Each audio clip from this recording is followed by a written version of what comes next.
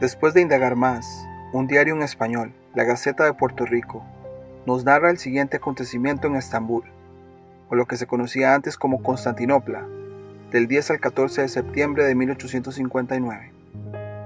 Escriben de Constantinopla el 14 de septiembre. Un incendio terrible acaba de devorar más de 1000 casas de Constantinopla. En el barrio de Haskeyu, habitado por 30 familias israelitas, está edificado como el resto de la ciudad, en anfiteatro. Partiendo del golfo llamado Cuerno de Oro, las casas están situadas unas sobre otras y se elevan hasta las colinas más culminantes que rodean al golfo. En este barrio hay establecidos miles de tiendas y cafés. El viernes 2 de septiembre se oyeron a cosa de las 12 de la noche los gritos lúgubres de Wanjinevar, fuego, gritos que hacen palidecer a todos los habitantes de Constantinopla, porque como casi todas las casas son de madera y tablas pintadas, y luego no están aseguradas, los incendios se propagan con rapidez espantosa y las pérdidas son irreparables. A pesar de la gravedad de este siniestro, felicitábanse de haber dominado el elemento destructor, cuando al siguiente día, también a medianoche, volvió a oírse el grito de Yanjinevar. Más de 1000 casas o habitaciones estaban quemándose. Centenares de hombres, mujeres y niños, no hallando asilo en ninguna parte, han tenido que resignarse a buscarlo en las alturas que dominan este barrio. En la colina acampan más de 600 familias, desprovistas de todo, que cuentan más de 1600 niños.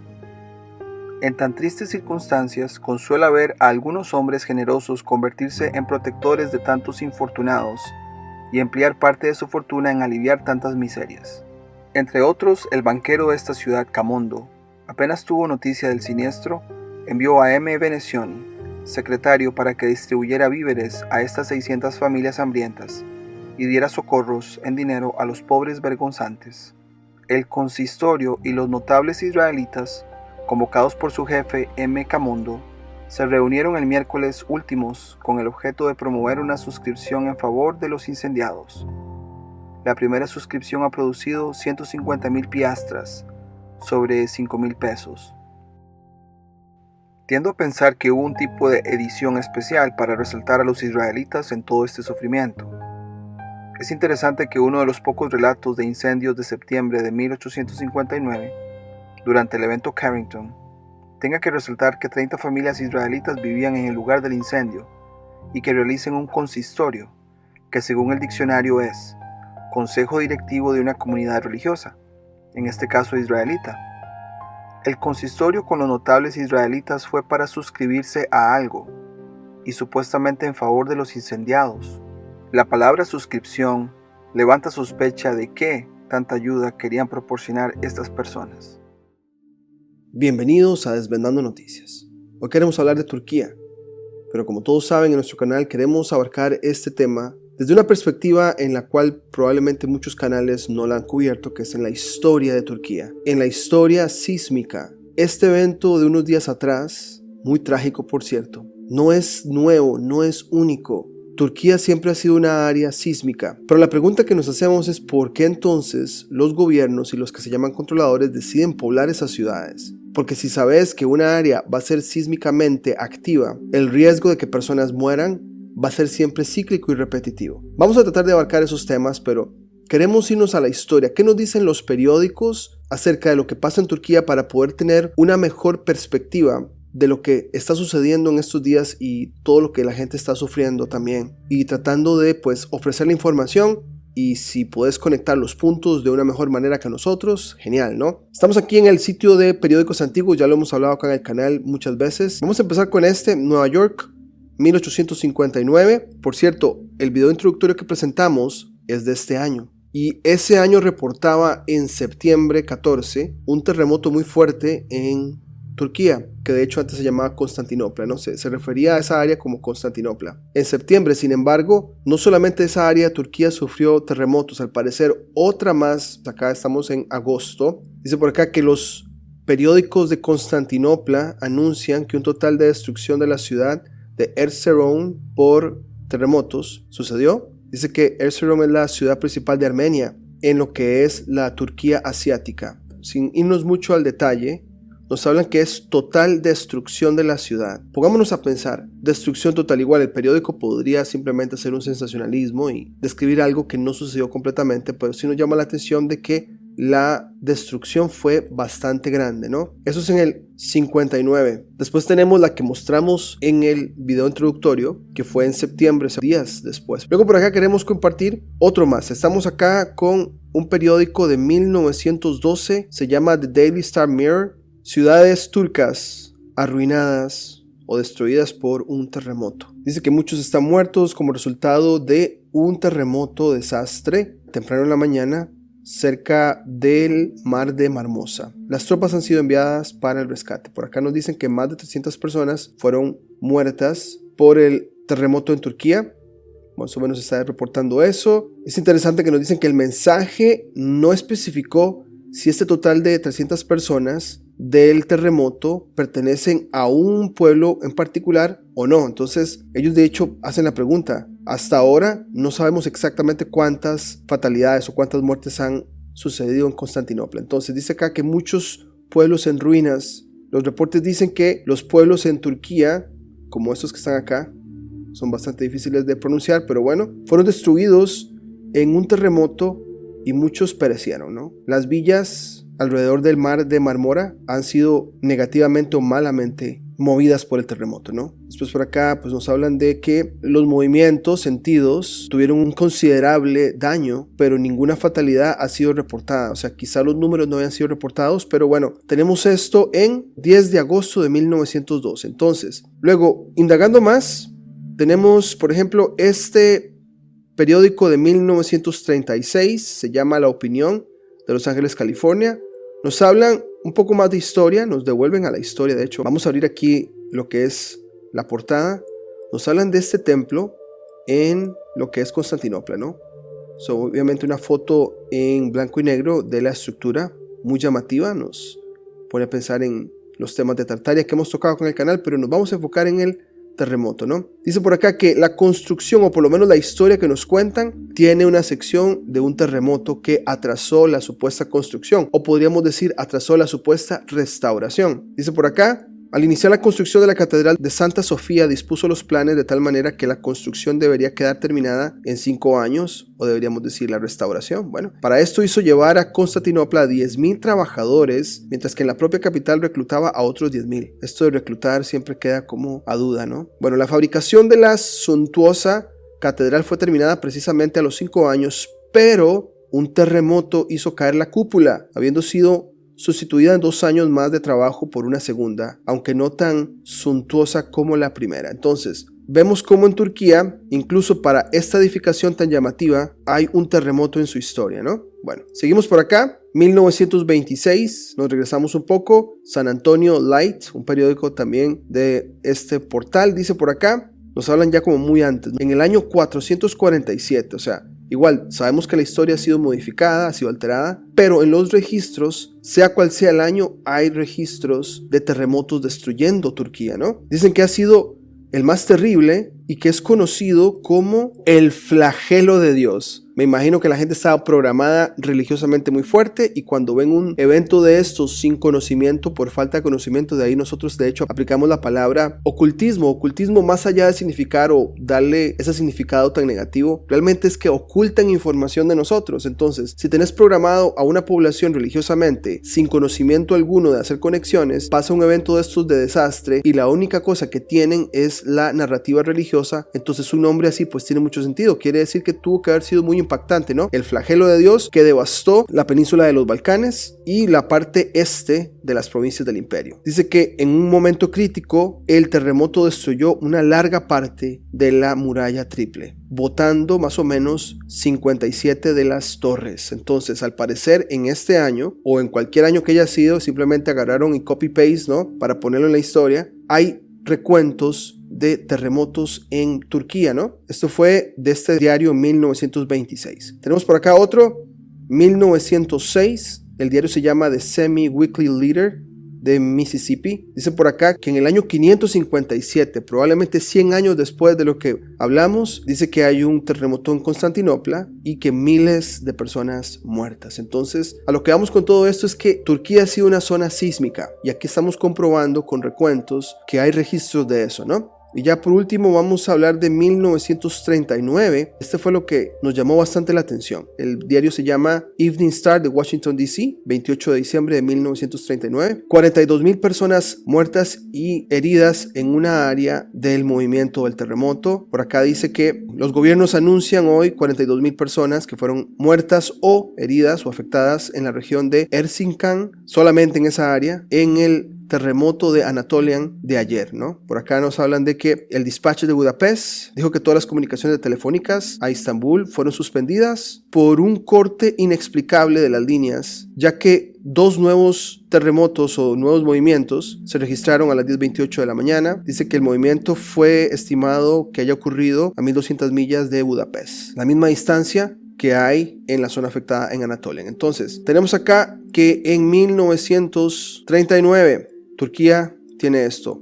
Y esto nada más son ejemplos. Ustedes pueden ir a Google y van a ver el historial que tiene Turquía sísmico, ¿no? Ahora, esto de 42,000 nos da pues chance de comparar, ¿no? Hicimos una búsqueda en Google para ver las muertes hasta ahora. Hace 9 horas del momento que estamos grabando este video, que al menos 5,894 personas en Turquía y 2,000 en Siria. O sea, más o menos estamos hablando de 7,000 personas que han perdido la vida. Nos vamos a este diario y nos hablan de 42,000. Entonces, puede ser que el de 1939 fue más fuerte que el que estamos pasando hoy. Pero bueno, esto de comparar nos da perspectiva. Esperemos que esto nos ayude a conectar los puntos. Ahora, con todo esto en mente, volviendo al video introductorio que compartimos, leímos en aquel momento de nuestro video que llegaron personas a ayudar con los escombros, con las ruinas. Llegaron con una agenda en el cual la persona va y les paga o se registran para un servicio que probablemente les va a cobrar un dinero o los va a mantener esclavos a ese sistema perpetuamente gracias al terremoto, que es algo que hemos visto. En zonas de desastres naturales, las compañías de seguros para la propiedad van a llegar ahí como si fueran pirañas, que es parte de este sistema esclavista, ¿no? Donde en medio de todo el daño y la conmoción de la masa, pues van a llegar a pedir ayuda y los que ofrecen ayuda ya tienen todo un programa, toda una agenda lista para poder entonces atrapar a estas personas y que sigan en el sistema de esclavitud. ¿Por qué decimos esto? Porque en Turquía necesitas un seguro de hogar. Eso lo obtuvimos de un sitio de Turquía que se llama Turkey Expert. Dice que todos los propietarios de una propiedad turca deben obtener el Seguro Nacional contra Terremotos, llamado DASK. El DASK se hará antes de la transferencia a Tapu para poder completar el papeleo. Cubre 1 año y se paga en un solo pago y es de aproximadamente, bueno, ahí está el término en la moneda turca, por metro cuadrado. O sea, si tenés una propiedad muy grande vas a tener que pagar mucho de seguro de propiedad. Como ejemplo, un apartamento de nueva construcción de 120 metros cuadrados pagaría 257 en su moneda al año. O sea, terminas 1 año y después tenés que pagar. Probablemente aumentan el monto cada año, ¿no? Bueno, cuando se trata de renovaciones hay descuentos disponibles, ¿sí? O sea, te venden todo un sistema financiero conectado a los desastres, en este caso terremotos, para que entonces alimentes al sistema y seamos los de abajo los que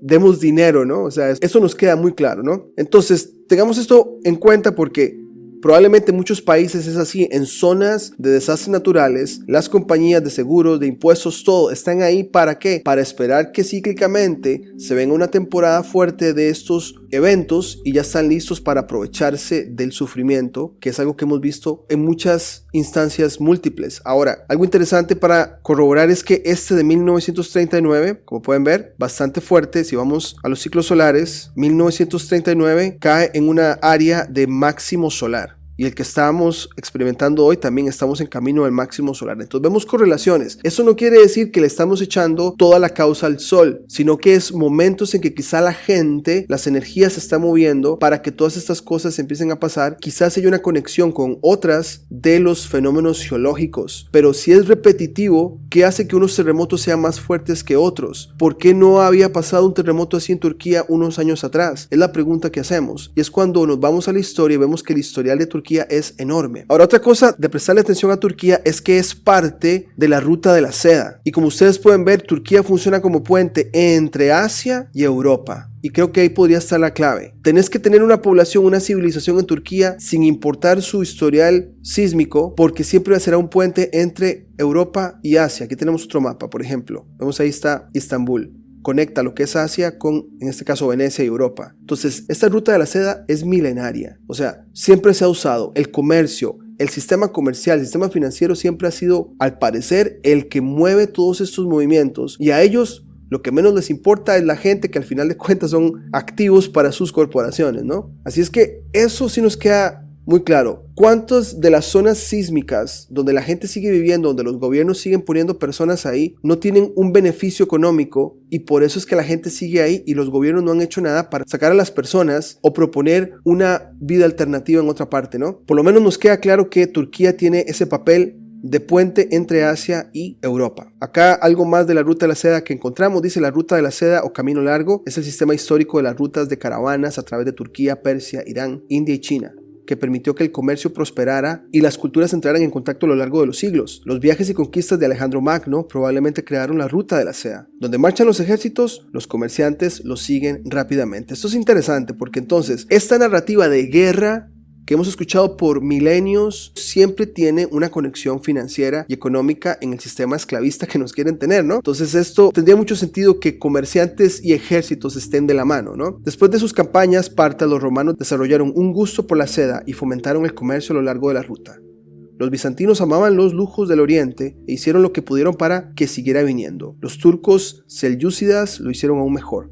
Mejoraron las carreteras y construyeron cientos de hermosos caravasares para fomentar el comercio con el este. Entonces la pregunta es, si vas a construir y mejorar carreteras en una zona sísmica, ¿por qué las sigues construyendo ahí si se van a destruir con movimientos sísmicos? Aquí es donde no nos queda otra cosa que pensar que la parte comercial de los que controlan este sistema comercial no les importa a las personas que son activos para sus corporaciones, pero lo que les importa es que el sistema siga funcionando como una máquina. Pero bueno, eso es por lo menos nuestra apreciación de todo este tema. Estamos conscientes del sufrimiento que tiene la gente, pero estamos tratando de ver esto de una manera histórica y no hay duda que Turquía ha sido una zona y será una zona altamente sísmica y en este año experimentamos uno de estos muchos terremotos que ha tenido esa área. Y también estamos muy conscientes de la corriente que hay por ahí de que esto es culpa del HAARP, que esto es provocado al 100%, pero igual, o sea, no podemos irnos así tan fácil de ponerlo tan simple. Parece que hay más variables juntas y los tiempos, como lo hemos analizado en el canal, son los que nos llaman la atención. Esto se ha repetido. HAARP fue creado en 1993. ¿Cómo sucedía eso antes? Si es que es provocado al 100%. Lo que sí vemos acá es que la naturaleza probablemente sí les da un favorcito a esos que nos controlan. Ellos esperan el momento para entonces aplicar su agenda. Y obviamente, con tanta desinformación, es muy fácil decir es que son ellos. Sin embargo, sí hay una ciclicidad, sí vemos comportamientos de las personas de una manera eufórica en cada máximo solar. Nos estamos acercando a un máximo solar y eso lo estamos poniendo en perspectiva. Igual,